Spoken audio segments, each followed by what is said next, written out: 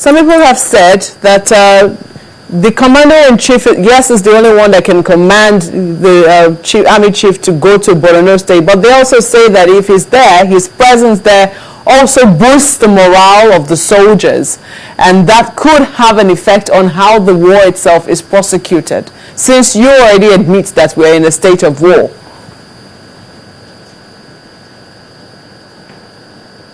Sorry, I didn't hear a word, but I heard it the last time. You will know that from time to time, the military hierarchy, the leaders in the military do pay visits to the site to encourage the infantry and to boost their morale. It is something that they do on their own. They don't need us, you and I, to tell them what to do. I mean, from the time a soldier leaves the military school and then rises to the level of a major general, for goodness sake, it's like, I mean, I'm a professional, professionally I'm a doctor. I mean, if you look at, a professor of surgery, and he's about to do some surgical procedure, and he require me or you to now tell him that, okay, don't you think, it's about time you do this to this patient and all that. People have been trained. We only need to have confidence in the people that are working for us in our country, and to believe, unless we don't believe the process that produced them.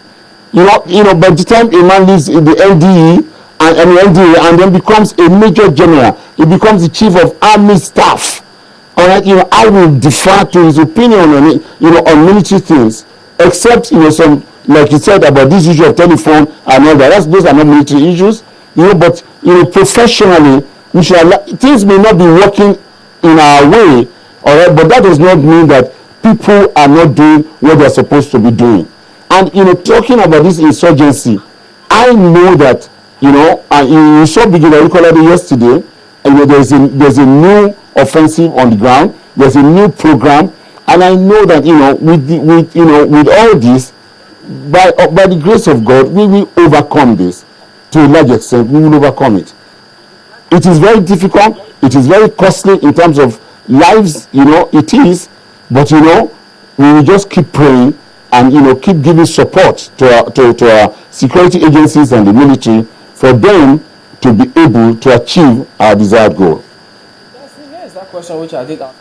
Someone is bringing it up again on Twitter. Onogu Mohammed, he says that there was this comment which we heard the governor say that JTF troops were withdrawn before the attack on TV during his visit to the Federal Government College.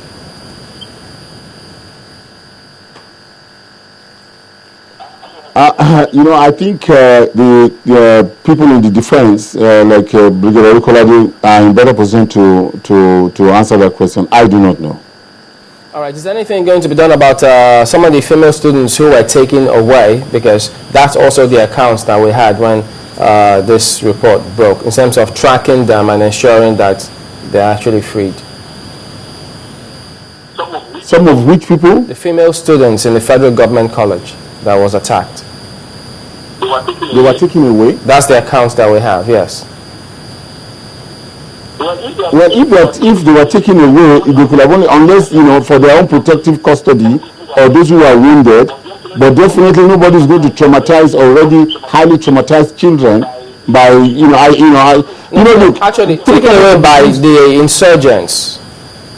Oh, by the insurgents? Yes. Oh, that's a different kettle of fish altogether. Or, the army is in their pursuit. This is not the first time they have done that. They have taken women as hostages. They have taken children as hostages in Borno.